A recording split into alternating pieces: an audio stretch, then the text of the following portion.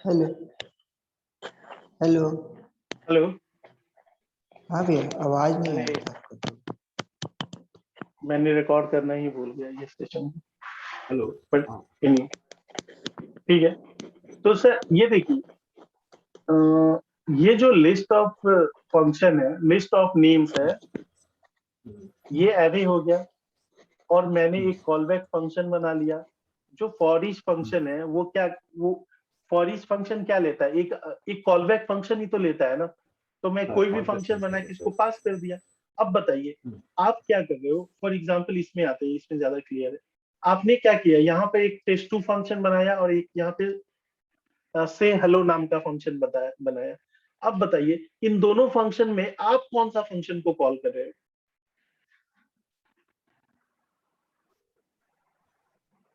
Test two को call कर रहे हो ना।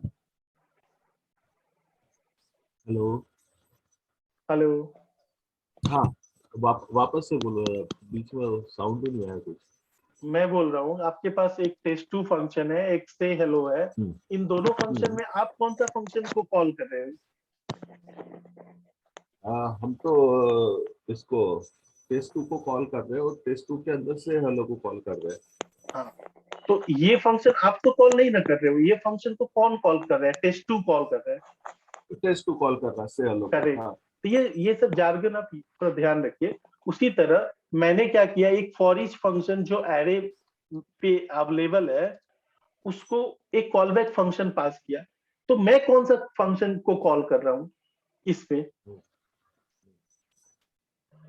ये अरे के अंदर मैं for each for each, function हाँ मैं for for each each function को फंक्शन कॉल कर कर रहा रहा हूँ। हूँ।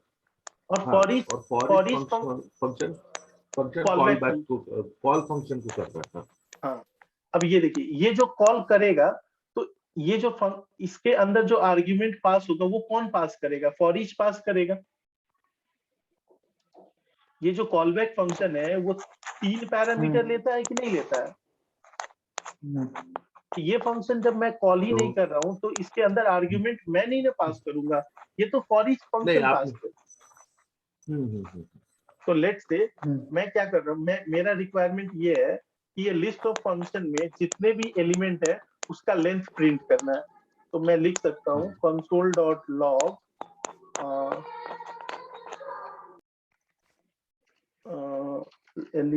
लेंथ ऑफ एलिमेंट इज, और यहाँ पे मैं एलिमेंट डॉट लेंथ, ये जो है ना स्ट्रिंग है, स्ट्रिंग के अंदर भी एक लेंथ नाम का आर्ग्यूमेंट होता है। तो मैं मेरा काम क्या है ना कि इस एरे में जितना भी एलिमेंट है हर एक एलिमेंट का लेंथ प्रिंट करना चाहता हूँ। तो मैं यानी कि मैं इस एरे में जितना भी एलिमेंट है हर एक एलिमेंट पे कुछ ना कुछ करना चाहता हूँ कि नहीं चाहता हूँ। जो काम करना चाह रहा हूँ उसको एक फंक्शन के अंदर लिख दिया है और उस फंक्शन को फॉर ईच को पास कर दे रहा हूँ। जब फॉर ईच इस एरे का एक एक आइटम पे हमारा फंक्शन कॉल करेगा उस समय वो मान लीजिए वो इस आइटम के लिए मेरा फंक्शन कॉल कर रहा है तो वो आइटम को पास करेगा, यानी कि एलिमेंट को पास करेगा। ये आइटम इस एरे में जिस इंडेक्स पे उसका इंडेक्स पास करेगा, और ये जो एरे जिस पे हम लोग फॉर ईच फंक्शन कॉल कर रहे हैं वो पूरा ओरिजिनल एरे को भी यहाँ पे पास कर देगा। बट राइट नाउ हम लोग इसको 2 मिनट के लिए भूल जाते हैं, केवल ये इतना रखते हैं, यानी कि फॉर ईच फंक्शन मेरा फंक्शन कॉल बैक फंक्शन जो मैं पास कर रहा हूँ उसको कॉल कर रहा है। और उसमें जब भी कितना बार कॉल करेगा जितना इसमें एलिमेंट है, और हर एक एलिमेंट के लिए कॉल कर रहा है। तो जब भी ये कॉल करेगा और जिस एलिमेंट के लिए कॉल करेगा वो एलिमेंट को ये पास कर देगा ये।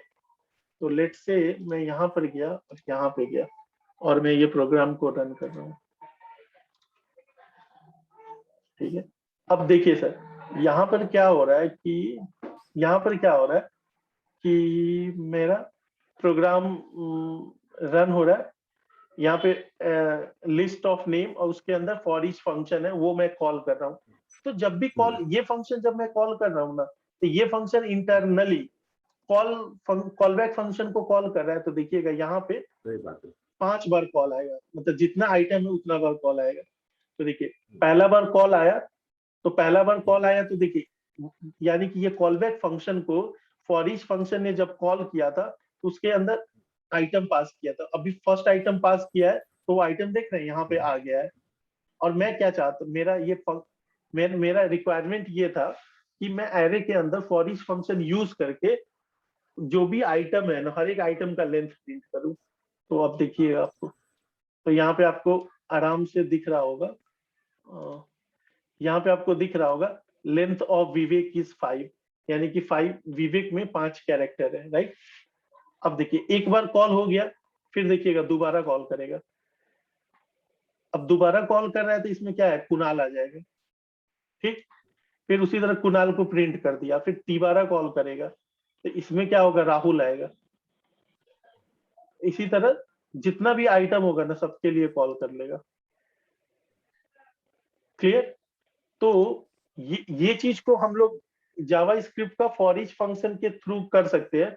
और इसी चीज को हम लोग मैनुअली करना रहता तो क्या करते, फॉर एग्जाम्पल मैं ये भी लिख सकता था कि function print element and its length.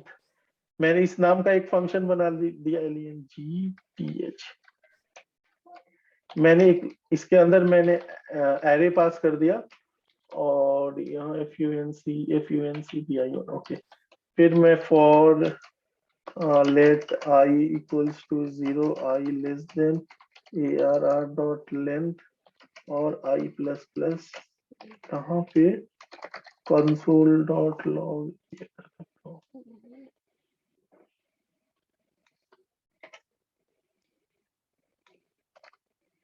और यहाँ पे const element equals to array I।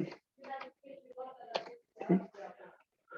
अब देखिए सर, ये जावा स्क्रिप्ट का स्टैंडर्ड फंक्शन है और ये मैंने अपना एक फंक्शन लिखा है, दोनों का आउटपुट एक ही आएगा। तो मैं इसको क्या करता हूँ कि ये फंक्शन को ना यूज करके मैं अपना बनाया हुआ फंक्शन को यूज कर रहा हूँ। और यहाँ पे लेट से मैं ये एरे पास कर देता हूँ। लिस्ट। तो देखिए सर, जब मैं ये फंक्शन एग्जीक्यूट करूंगा तो क्या होगा, ये जो फंक्शन है print element and its length, तो मैंने लाइन नंबर 68 पे एक फंक्शन बनाया जिसका नाम वैसा रखा जाता है जो फंक्शन वो काम करता है। तो ये फंक्शन क्या कर रहा है, जो एलिमेंट को प्रिंट कर दे रहा है उसका लेंथ को भी प्रिंट कर दे रहा है। तो मैं एक लूप स्टार्ट कर रहा हूँ जो 0 से लेके एरे के लेंथ के पहले तक जाता है और उस एरे में से उस एलिमेंट को निकालता है और फिर उस एलिमेंट को यहाँ पे प्रिंट कर दे रहा है। तो मैं देखिए यहाँ पे गया, रन किया, ठीक है। अब देखिए सर यहाँ पे क्या हो रहा है, पहला आइटम 0 है और मेरा एलिमेंट देखिए विवेक आ गया और फिर उसको यहाँ पे प्रिंट कर दे रहा है।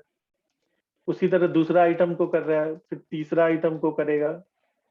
कुछ मैं गलत कर रहा हूँ क्या, एलिमेंट डॉट लेंथ सबका 5 ही क्यों आ रहा है, ओ सबका 5 ही, इसलिए मैं डाउट में हो गया था। ठीक है सर, तो देख रहे हैं यही काम मैं मैनुअली कर रहा हूँ और इसी काम को अगर मेरे को जावा स्क्रिप्ट के एरे का स्टैंडर्ड फंक्शन कॉल करना होगा तो मैं ऐसे कर सकता हूँ, राइट। हमारे पास 1 मिनट है, किसी को कोई सवाल है, हम लोग कल फिर से इसी पे आएंगे लोग, because callback function Java script का हार्ट है और ये समझना बहुत जरूरी है। कल फिर से हम लोग रिवाइज करके आप लोग के दिमाग में बैठाएंगे। ऊपर से एक बार नीचे तक स्क्रॉल कर दीजिएगा, आप रिकॉर्डिंग नहीं किए थे तो वो ऊपर का आया नहीं। ठीक है कोई बात नहीं, पहला वाला तो पार्ट रिकॉर्डेड है, दूसरा नहीं है, तो हम लोग कल फिर से ये देखेंगे। तो मीनवाइल आप लोग थोड़ा प्रैक्टिस कीजिएगा, आज वाला वीडियो पे है ना कम से कम 3 बार जरूर देखिएगा।